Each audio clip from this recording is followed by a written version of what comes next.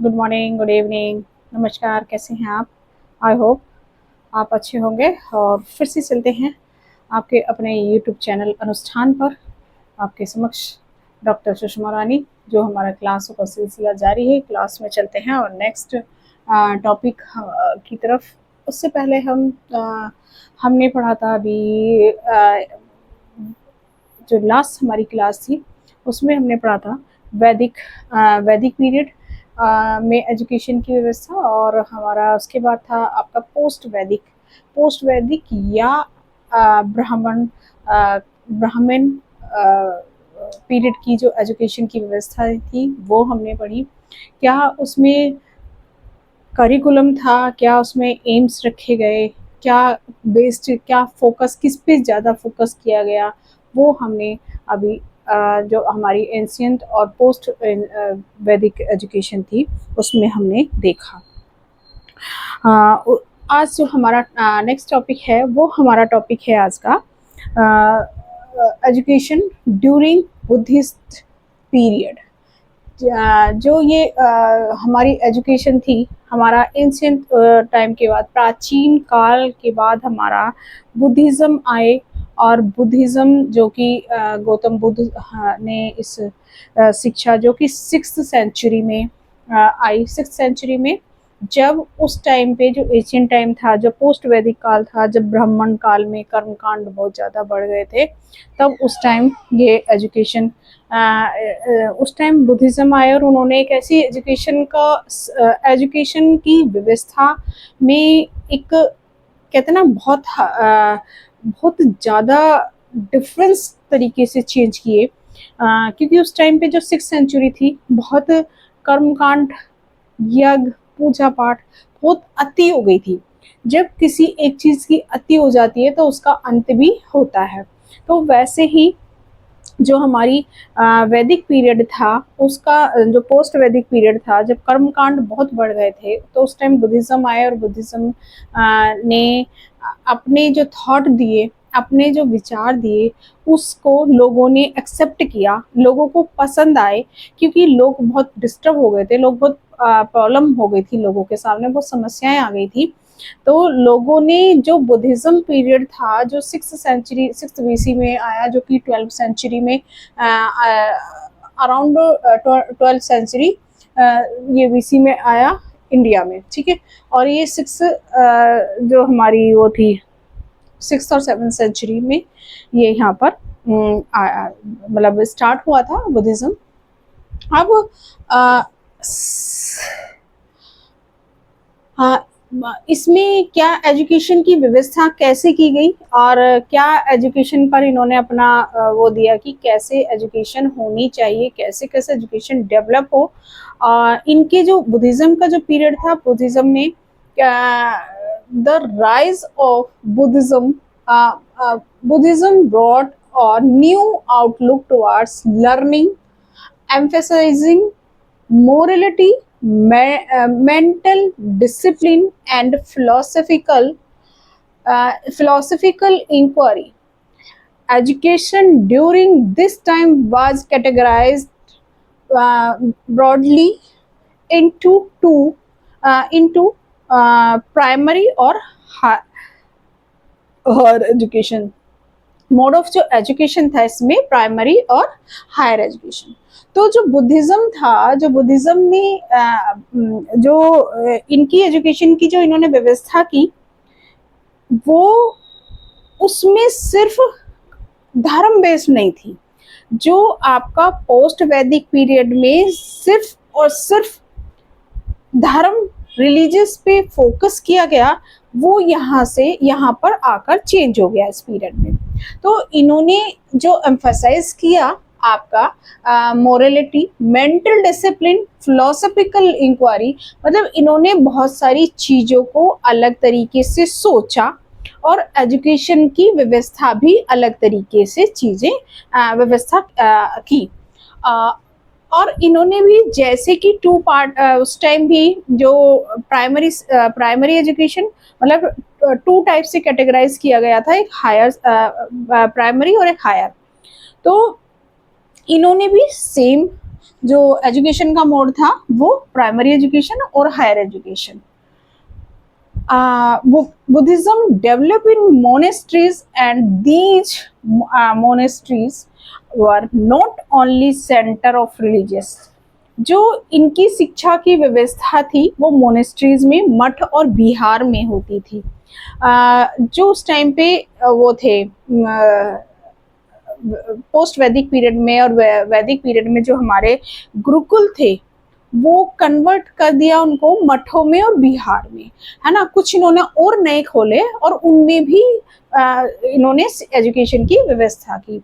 लेकिन यहाँ पर बहुत बिग जो चेंज था वो था रिलीजियस को थोड़ा सा इन्होंने कम फोकस किया, अदर चीजों को फोकस किया. जो इनकी, क्योंकि फिलॉसफी इनकी चेंज थी, इनकी एजुकेशन को लेके जो फिलॉसफी थी वो उसमें और वैदिक पीरियड और पोस्ट वैदिक पीरियड की जो फिलॉसफी जो थी उसमें बहुत डिफरेंस था. तो इन्होंने सबको साथ लेके चलने की बात की है. जो बुद्धिज्म कहती है, जैसे वहां वर्ण 4 वर्ण व्यवस्था थी, जो 4 वर्ण व्यवस्था में उन्होंने शूद्रों को और वुमेन्स को एजुकेशन की व्यवस्था नहीं की. लेकिन यहाँ पर हम देखेंगे बुद्धिज्म पीरियड में कोई इन्होंने वर्ण या कोई कास्टिज्म नहीं किया. इन्होंने सबको सम्मान किया, सबकी एजुकेशन प्रोवाइड की, मठ और बिहारों में सबको एजुकेशन दी. अब जो एजुकेशन का जो देते थे, कौन देते थे इसमें, हाँ, इन्होंने दोनों, ऐसा नहीं है कि इन्होंने रिलीजियस को बिल्कुल छोड़ दिया, इन्होंने दोनों को ही सम्मान किया, दोनों का ही सम्मान किया. आपकी जो रिलीजियस थी वो भी, स्पिरिचुअलिटी को भी दिया, और इन्होंने जो मेटेलिक जो अदर चीजें थी जो और चाहिए उस टाइम की सोसाइटी को डेवलप करने के लिए चीजें चाहिए थी, उस पर भी इन्होंने फोकस किया.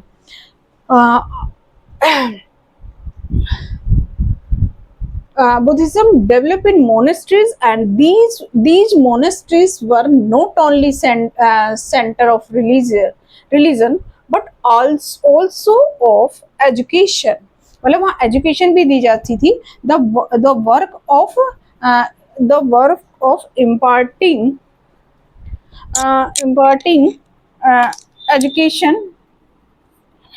education was done by the Buddhist monk living in the monasteries. जितनी भी शिक्षा की व्यवस्था थी, जितनी भी एजुकेशन का जो भी सिस्टम था, जो मॉन्क होते थे, जो बौद्ध भिक्षुक होते थे, उन्हीं के हाथों में सारी व्यवस्था एजुकेशन की थी. उन्होंने ही अपनी सोसाइटी के अकॉर्डिंग चीजों की एजुकेशन की व्यवस्था की. उसी के अकॉर्डिंग इन्होंने एजुकेशन के एम रखे, करिकुलम बनाया, है ना. तो सेम टू सेम जो आपका वैदिक और पोस्ट वैदिक पीरियड में था वो नहीं रखा, इन्होंने बिल्कुल चेंज कर दी चीजें.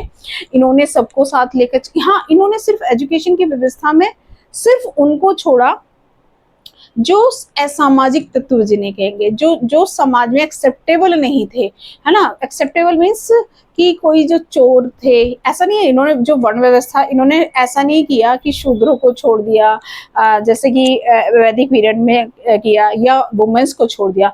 बुद्धिज्म में वुमेन्स को भी और सभी जो भी चारों वर्ण के लोग थे सबको एजुकेशन की व्यवस्था की गई, और उसमें सबको व्यवस्था की गई. सिर्फ उन लोगों को छोड़ा जो समाज में, जिनको कहेंगे असामाजिक तत्व, जो चोरी चकारी करने वाले होते थे, उनको इन्होंने एजुकेशन की व्यवस्था से हटा दिया. एक था उस टाइम पे कुछ चंडाल लोग होते थे, उनको भी इन्होंने एजुकेशन नहीं प्रोवाइड कराई. तो ये इनकी एजुकेशन की, इसमें हम देख रहे हैं जितनी भी मोनेस्ट्री में जो मॉन्क होते थे, बौद्ध भिक्षुक, उन्हीं के हाथों में सारी शिक्षा की व्यवस्था थी.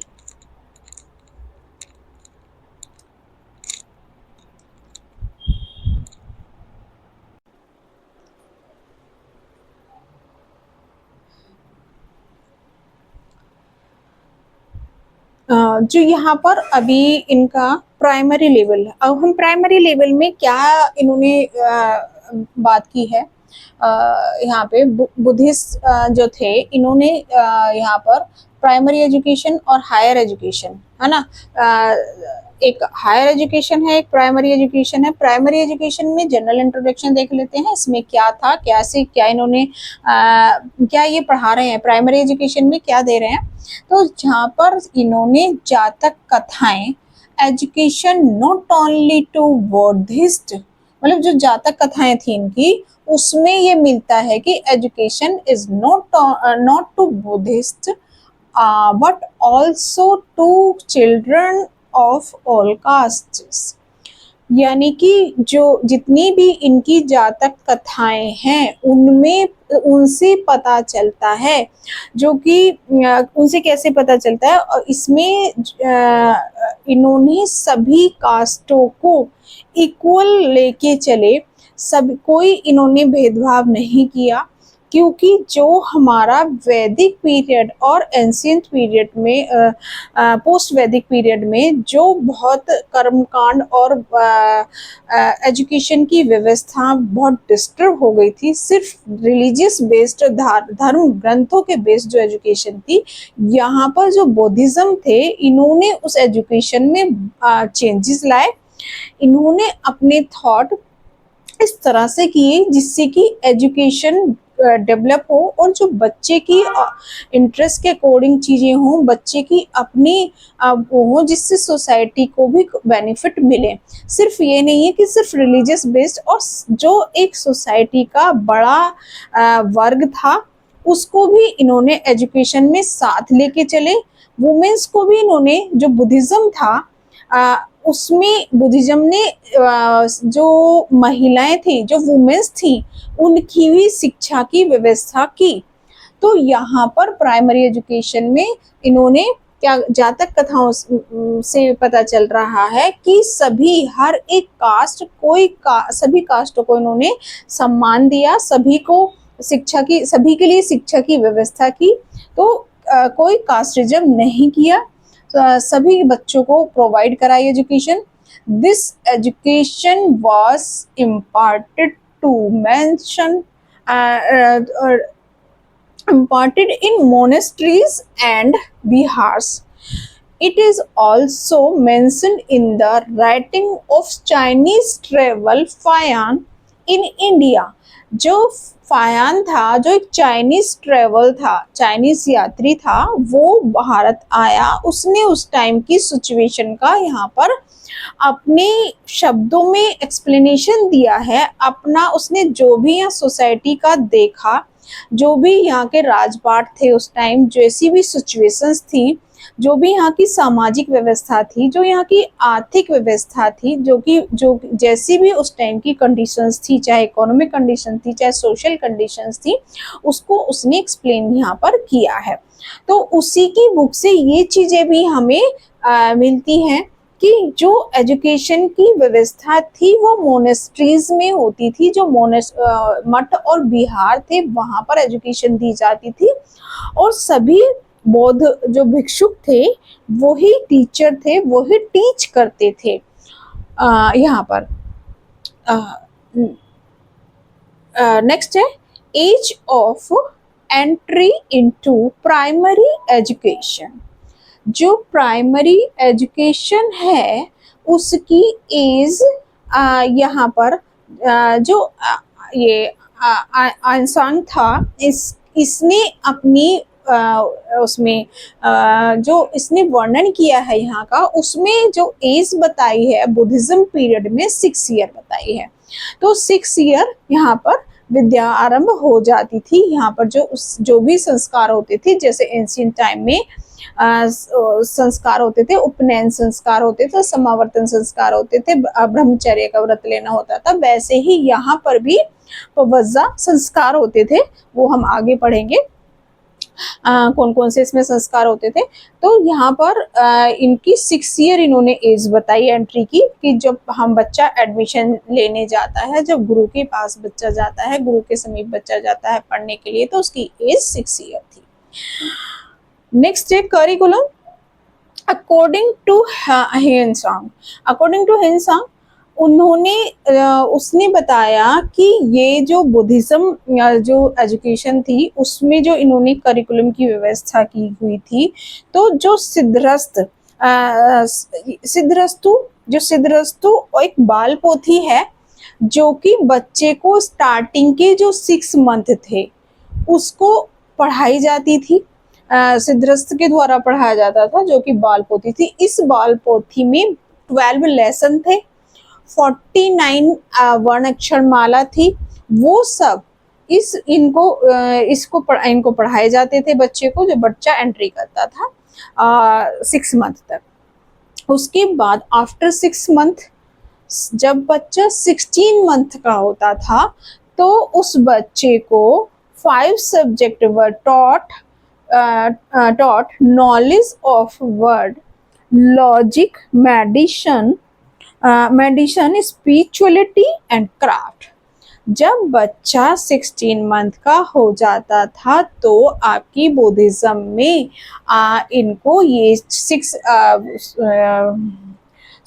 5 सब्जेक्ट की नॉलेज प्रोवाइड कराई जाती थी, जिसमें आपका क्राफ्ट है, जिसमें आपका मेडिशन है, आपका वर्ड की वर्णमाला का ज्ञान दिया जाता था, लॉजिक जिससे बच्चा सोच समझ सके, लॉजिक अपना लगा सके, चीजों को समझ सके, और स्पिरिचुअलिटी। और यहाँ पर इन्होंने लौकिक और पारलौकिक मतलब रिलीजियस बेस्ड और लौकिक दोनों ही तरह की एजुकेशन प्रोवाइड कराई। नेक्स्ट इसमें यहाँ पर हम जैसा देख रहे हैं, ये है आपका इनके जो मेथड कौन कौन से थे और इसमें जो लैंग्वेज कौन सी थी। इनकी जो मेथड था, मेथड ऑफ टीचिंग मेथड्स जो था वो था इनका एक उस टाइम पे जो बुद्धिज्म पीरियड था थी तो वैसे ही पहले की तरह ही एजुकेशन जो हमारा पोस्ट वैदिक पीरियड था या वैदिक पीरियड था उसी की तरह मौखिक वो थी, ओरल वो मेथड था। लेकिन यहाँ पर एक चीज चेंजेज आए, एक लकड़ी की एक ऐसे जैसे स्लेट होती है वैसे ही एक लकड़ी की तख्ती जिसे बोलते थे वो होती थी, और उस तख्ती पर जो ये वर्णमालाएं हैं, बालपोथी में जो वर्णमाला और 12 अध्याय हैं, तो वर्णमाला के जो अक्षर थे वो गुरु लिखता, मतलब उस टाइम के जो भिक्षु थे, जो बौद्धिस्ट भिक्षु थे, वो उस जो तख्ती पर लकड़ी की होती थी वो उस पर अक्षर को लिखता था, फिर उसको उसका उच्चारण बच्चे के समक्ष करता, बच्चा फिर उसके पीछे से गुरु ने बोल दिया, अब बच्चे को वो बच्चा उसको पीछे से बोलता, पहले गुरु बोलता फिर बच्चा बोलता, फिर गुरु बोलता फिर बच्चा बोलता।